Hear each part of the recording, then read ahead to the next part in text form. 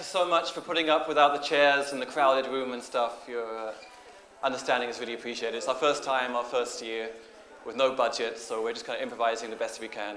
It'll be better next year. Okay, hold on. So, I don't have any photos. I never carried a camera on the road the last 14 years I've been traveling. Every time someone asked me if I had a camera, I'd say, well, yeah, I have two. They're blue and on either side of my nose. You know, this will be how I document the world. One of the questions that would used to drive me crazy, people would say, what are you running from? I mean, what do you mean what I'm running from? I'm running to something. I'm running to mountains and deserts and beaches. And the truth is, I don't really know how it all got started. You know, maybe there's some urge inside us, some nameless impulse. The same thing that sent Africans on safari, or sent Aboriginals on walkabout, or pilgrims heading off to Rome in the Middle Ages. But what I do know is that the hardest thing usually is coming back. That's when you find out if you've really learned something, if you really understood something.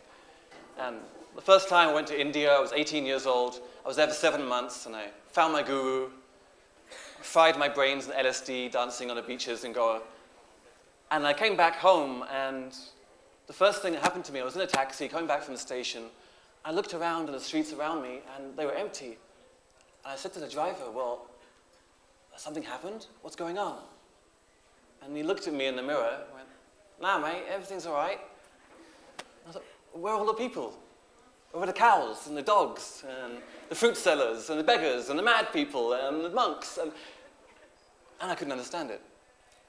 And I headed back to my parents' house and got shouted at for not writing any postcards. They thought I was dead. 6 months I've been away, it's pre-internet. And then I quickly found that though I was a novelty for the first week, going out for drinks with my friends, pretty soon their eyes began to roll whenever I started a line with, well, when I was in India. And what I found was I had, you know, no skills, no qualifications, no money, and I'd really outgrown my childhood. I'd really outgrown my hometown. But I wasn't yet grown up enough to write myself a news story. I think one thing we suffer from is that there's no real rites of passage left in modern society. Like this passage to manhood in the old days or in other societies was marked by scarification or circumcision. I got asked that a lot in the Muslim world. Okay. Or knocking all your teeth out. And there was a definite physical mark, that a vision quest, something which made you a man. Some say for women it happens automatically with menstruation. You get the signal and that's it. All right. You're a woman. Welcome. You know. So it was around about this time that I found about this idea that you could travel without money and that you could just trust in the universe and your trust would take care of you in return. So I was dying to get back to India, to this amazing world, which I could hardly believe even happened now, this dream world. And I started reading around, and I found all these Sufi stories, these dervishes traveling without money. I heard about these Indian monks who would put themselves in the most remote place they could possibly find and wait there, determined to starve to death, until someone came along and fed them, which always happened, at least in the stories you heard about. Right? You know. And I even found in the Bible, there's Jesus yelling at his disciples, going, don't worry about what you're going to eat tomorrow. Come on. Have you no trust? So, backed with all this solid spiritual information, I decided to hitchhike to India with no money at all. And, you know, not many people believed it was going to be possible, but, you know, I was naive enough to believe it would be. I think that's one of the strengths of being young, is you're stupid enough to believe in things, and then it becomes possible. So I head off, and in Europe, you know, I was still in my comfort zone, and I was fed and sheltered and looked after and seduced all across Europe. And I arrived in Turkey about 2 weeks into my journey. And that's when, for me, the journey really began. Suddenly, I arrived at some little village about 3 in the morning. I was dropped off, and straight away, it was, I was like, wow, where am I? Now, this was, I had kind of a love affair with Islam at the time, I guess, really into all the Sufi poetry and everything. And this was in days before the real propaganda war started against the Muslims in the modern press. But still, it was really common to turn on the BBC News and you'd have some special report from Iran, and you'd have some guy given a microphone. He goes, "La, la, la, la, la, la, la, la, death to Satan, death to America, la, la, la, la, la, la." There we have the voice of the Middle East. I knew it couldn't be that way. Something just told me this has to be bullshit. Though I didn't know any Iranians. And what I quickly found was that in the Muslim world, at least as a white boy, it was impossible to go hungry. I mean, impossible. I was drowned in tea everywhere I went. I had kebab virtually stuffed into my mouth. I had mothers who were crying because I wouldn't take more than 5 portions at the dinner table. And, where am I? This is hard, I tell you. And the thing was, it was always the young guys who found me on the street. They're the ones with no jobs, right? And they were like, "Hey, look at the guy here," Sometimes I'd be surrounded by like 10 Turkish guys, and I thought, "Oh shit, I'm gonna get beaten up." And they come all around me, and then the first thing they do is just drag me off to the kebab shop. That was their only intention, it was to feed the foreigner after a few laughs, right? But sooner or later, I'd always be introduced to the elders in the community, who would sit me down very gravely, serve me my 15th glass of tea that day, and then the questions would begin.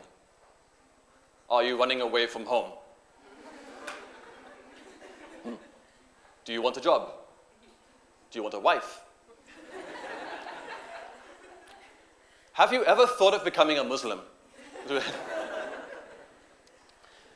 But still, even Turkey was quite safe ground until I came to the Iranian border. And beyond that, I had no idea what to expect. I didn't speak any Farsi or any Turkish, for that matter. But I did buy a little dictionary, and I was communicating one word at a time with my Turkish truck drivers. And they'd take one word, I'd read a word, and we'd have a conversation like this, which almost cost me my life one day, as the Turkish truck driver in question was looking up a word and didn't look where we were going.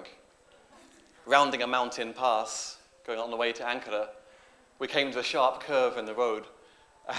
He was so absorbed, he didn't look up. And by a miracle, my language cortex kicked in, and I shouted, "Bak!"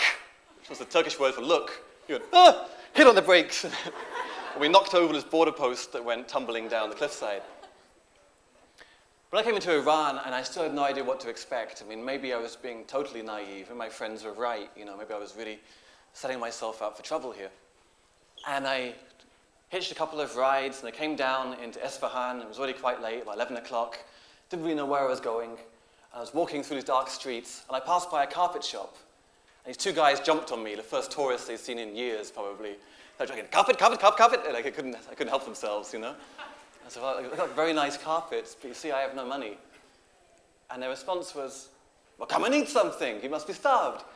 So they dragged me into the shop, they gave me some eggs and bread.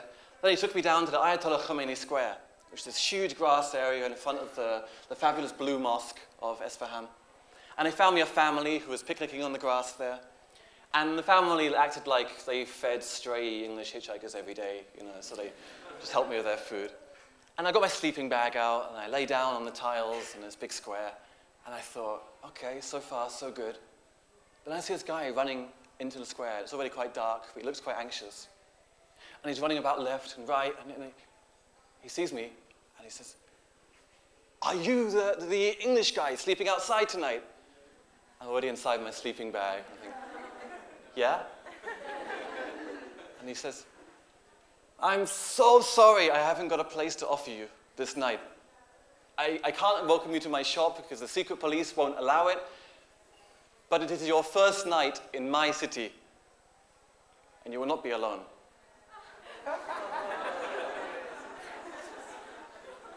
And he lay down on the ground next to me to sleep. And his teeth were chattering so much with cold in the night, I had to give him half my blankets just to keep him warm. Then we woke up in the morning, and he took me off for an Iranian specialty, which is head of sheep soup, with the eyeballs still floating in it, which was a bit more like